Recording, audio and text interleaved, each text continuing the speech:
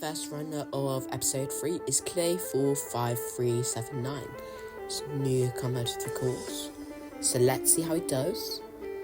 I think he did well in Alpha Ninja Warrior, but that was a while back. But Clay onto the TIE Fighter now. Makes it through the drops. And now has to make the jump to the giant swing, and he makes it. On to the spider walk section of jumping spider now, and he looks to beat that, and then the walk wall, which took out Klaxon earlier, but struggling a bit. Todd there, who ran earlier, I guess, in episode 1. But will we see another clear? I mean, there's been no fails here up to this point, so I think we might be able to see another clear. Unless he fumbles this or something. What? I think I jinxed him because he failed there. That's so unlucky. After him was a few more runners, starting with Epic Oliver 318, who had a strange fail on the dismount for 1.1 there, which was unfortunate. And then we saw Halo competitor Shadowrun also fail the first obstacle. Now we're getting to the strongest competitors of competition, starting up with veteran Gamer Droid, formerly known as Gamer Noob. He cleared in the last tournament, getting to Brickline, but then he failed there. So let's see how Gamer Droid would do in this tournament. He fails the giant swing. Unfortunate.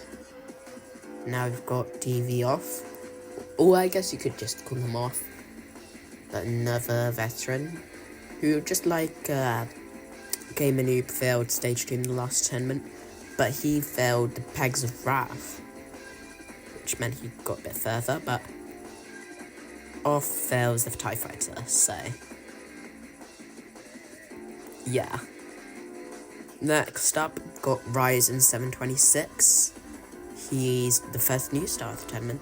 The only reason he's this low, obviously, is just because how editing went, I guess. But Ryzen's got to stage 4 in tournament 7, and yeah, got 4th place there. But Ryzen's onto giant swing now, making it through sweetly. Jumping spider. Oh, that's a disqualification. You can't skip ledges. I mean, he failed on that anyways, but that's... Ryzen simply made a fatal error on the jumping spider. As you can see here, he made it up in a really strange way, which, while being an impressive strat, wasn't intended. Next up, we've got Shingo Yamamoto. Got 4th place last time, getting to Rumbling Dice. But let's see how you do today. Going down the rope and makes a dismount, unlike Epic Oliver. Fails the second drop. Next up is someone we haven't seen in a while. The tournament 1 first placer, Jamie Boy. He got to the pipe slider then, but I haven't seen him since then. But even if it's one-time appearance, it's nice to see him back. But let's see, can he do well? Or is he gone rusty? Looking good so far, but overshoots the jumping spider. JCat TV is an old start to Ultimate Sasuke and has been competing in every single tournament of the course. He would start out strong with 2 first stage runs with his personal best coming in Tournament 2, where he would fail the 3rd flag of the giant flags. However, since then, he has failed to recap that success, with his personal best since then being the following tournament, Tournament 3, where he got to this lighter jump. And in the last tournament, he would have his personal worst result, going down on only a first obstacle, which was the Prism Sill. Will JCat TV finally recover from all his stage 1 struggles? Well, we're about to find out. We saw his competitive profile, and now JCat TV's just on the start sign there, doing a funny intro there. jumping around the top of the slide. But he finally gets down. And now he actually starts his run. So JCat TV onto the step slider. Won't be able to get his revenge on the prison tilt this time. But let's see, can he at least beat this? Yes, he can. On to TIE Fighter now. But he unfortunately fails that. Next up, Researcher Space Token, who's someone I haven't actually seen in like 2 years or something, because he was very good at 2023, but then just like quit or something. But from what I've seen, he's back now, so it's very cool. Researcher onto TIE Fighter. This is where JCat failed, but he makes it through. Oh, there's some struggles there, and he's out of here. Unfortunately. Next up is a classic Face to Iron debut. It's Clever Ninjas, formerly known as Kyle Ninja 3970. Kyle would debut as the very first runner of Ninja Warrior Roblox, where he would make it all the way to the rope climb before failing there.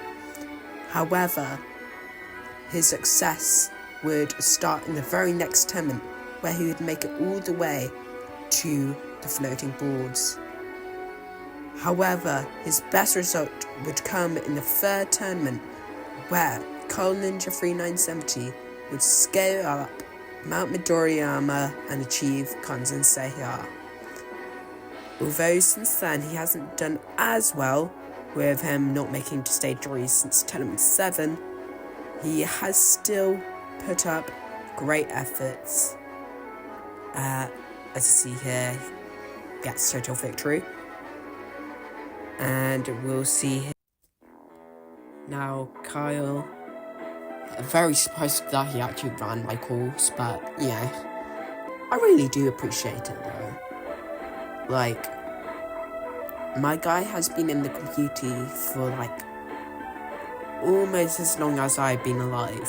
In fact, 2013, so yeah.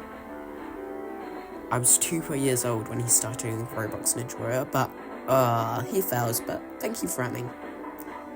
Next up is Grand Champion of Tournament 3, Crushery. First Grand Champion to run today. Didn't run the last tournament, but let's see how he does. Crushery, I think, is a very underrated competitor, but let's see how I do. On to Jumping Spider now. That almost sounded like I had an Australian accent, which would be now ironic considering this guy is literally Australian, so. Oh, and yeah, Trollocs a bit too close there, but Crushery's best performance since certainly Tournament 3 now. Will we actually see Crushery clear, or will he do the same thing that Clay did? Come on, Crushery, you got this. Has to jump to the lumberjack. Climbing it up. And yes, Crushery clears the first stage for the first time since his Kanzen Seiya. Next up, we have Boy 15 on this side. Now, onto the step slider. He got second in the last tournament, failing the curtain cling. But let's see, is that a fluke or is he a rising star to the course? Well, from the looks right now, he's actually doing very well. So, boy, onto the jumping spider. Making it through very smoothly. We might actually have 2 clears back to back. Just let's get up that wall first though, which he does. Now, boy, skillfully managing his way around the beams.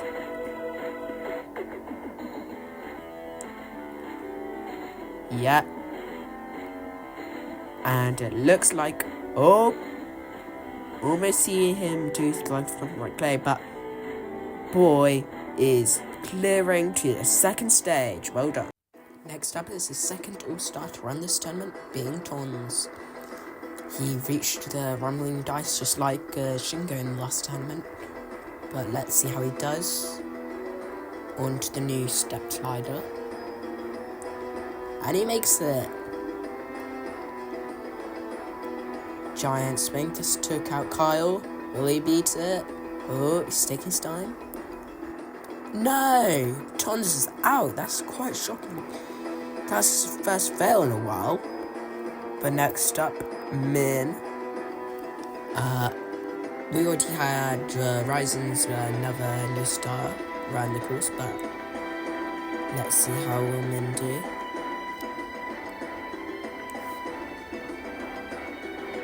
Onto the TIE Fighter.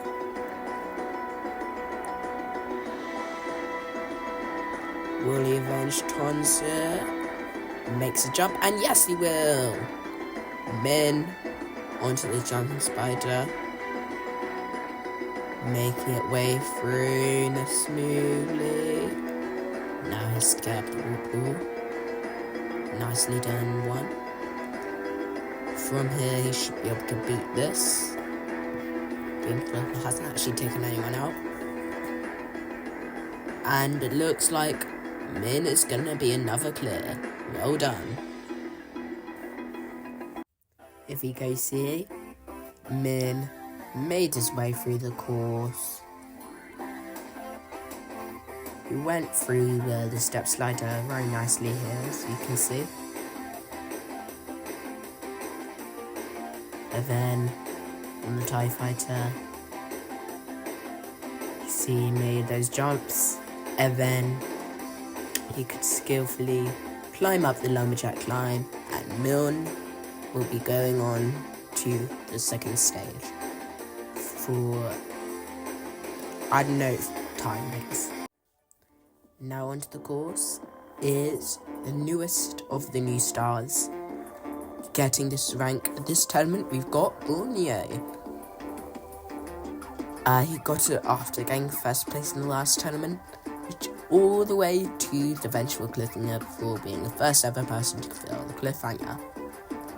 Because of this, he's been promoted to this rank, but will he deserve it? Let's find out. Well, by the pace he's going on to that jumping spider, yes. Wow, he's going very fast actually.